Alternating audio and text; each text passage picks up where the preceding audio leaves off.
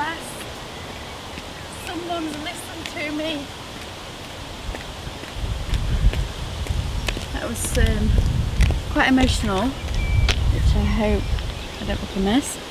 But I think hearing him say that how his severe case of bulimic made me sort of realise how bad it is, and now I've got to sort it out because my heart's under pressure, and he wants me to go for immediate blood tests because I've had problems with my bloods before, but because I was in denial and I didn't want the hospital to know that's what it was, I played dumb and was in denial and played ignorant to why my bloods were all over the place. The results from the last blood tests were quite severe, and he said that's got to be immediate, so I've got to go back and get some blood tests done.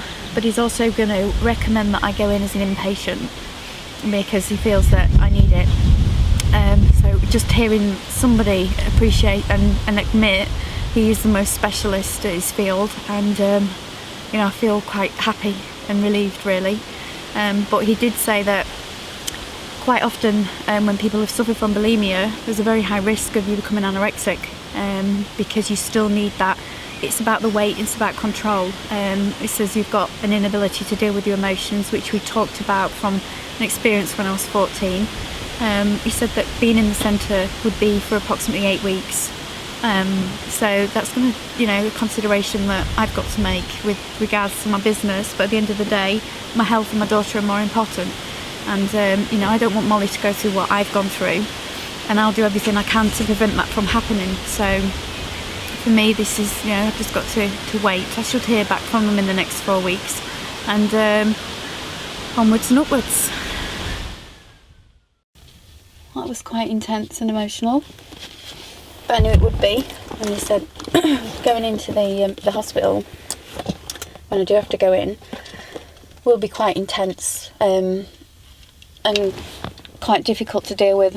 And but the success rate is 70%, and I just think I'm going to be one of them 70% success rate. And I said about that I've tried everything. And also my understanding, he said, you're very well aware of what's going on. I says, I am, but it's just that final thing that I can't seem to grasp myself. And we talked about what happened when I was 14, which was quite emotional. And, just everything that's happened. When he was talking into a dictaphone for the letter to go back to the doctors, that's when it all really sort of sunk in. How much I do need the help and support, and it was so nice to hear him saying and acknowledging that it was classed as severe, and I was totally honest in there, which is the person that I am anyway, which is why I'm doing this, because I don't want other people to go through what I've gone through, and I'm determined that for the future, I'll do anything to protect my daughter, and as well as any other people. So watch this space.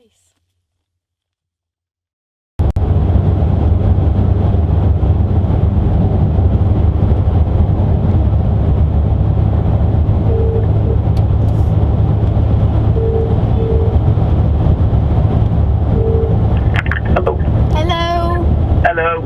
It's only me. Yeah. They've said that they've classed me as a severe case, and he's recommended I have inpatient treatment.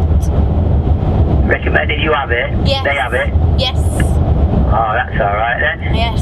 Are you on your way back now? Yeah, I'll be back in about half an hour. Alright then. Shall I pop round and get the dog? Yeah, it's no problem. Alright then. See you later. Bye. Bye, love.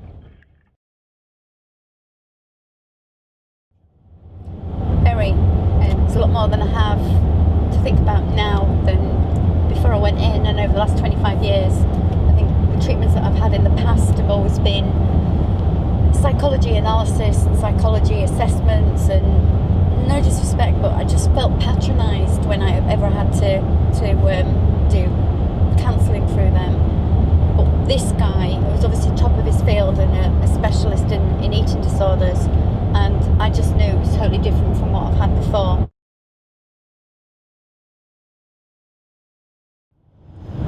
We are going to Teesside today. I've got a customer that supplies B&Q, and we because they've just taken their first order and it should have landed with them this morning. So I'm just going over to make sure everything's okay. And then they've got a further order going in next week, and then hopefully we collect a big fat order today for going into all the other branches, depots of B&Q.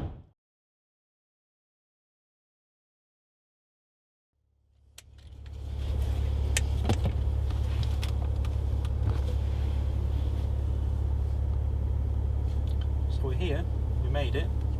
Yep, I just nearly crashed and went the wrong way. Stupid sat nav. And now I have two sides of my personality. Business side and then me side. And on the business side I'm very, very confident, and on me side I'm very, very insecure. So I'm just waiting for the guy to drive up because it's quite difficult to find, so he's just going to come and meet me here, which is only 2 minutes away. So I'm just waiting for the signal to go, and then I'm going to my meeting.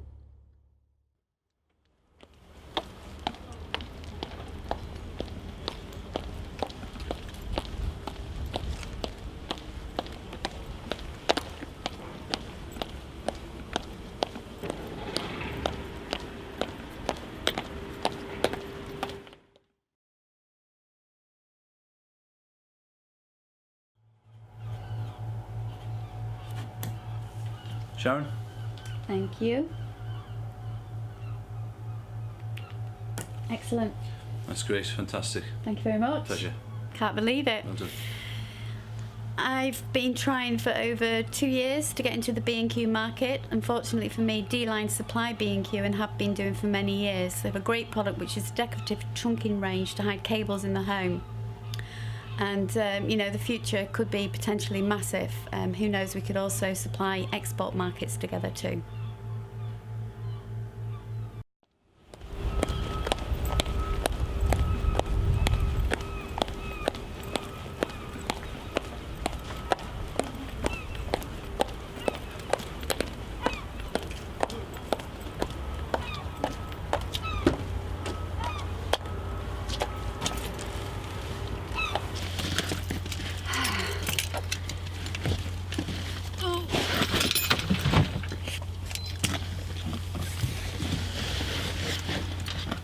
How was that? Yeah, it's really good. I think it was good to think that it's taken nearly 2 years, and that if you stay focused and you're determined enough to get a customer and you give it everything that you've got to give, I think your product's good enough, then you will eventually get in there. We're now going to one of my supply chain, which is the contract packers. I haven't really spoken to them that much, and I certainly haven't seen them since I had the breakdown. And as we were passing this way, you know, out of courtesy, I think now that the sales have started turning into bigger volumes, I just think that out of courtesy I should pop in and just see where we're at with stock and everything. I do get regular updated stock reports on a monthly basis, but with me having sort of 6 months out and only just sort of reigniting everything, I just think it makes sense to just go and have a chat and quickly talk things through and explain what's really been happening with me.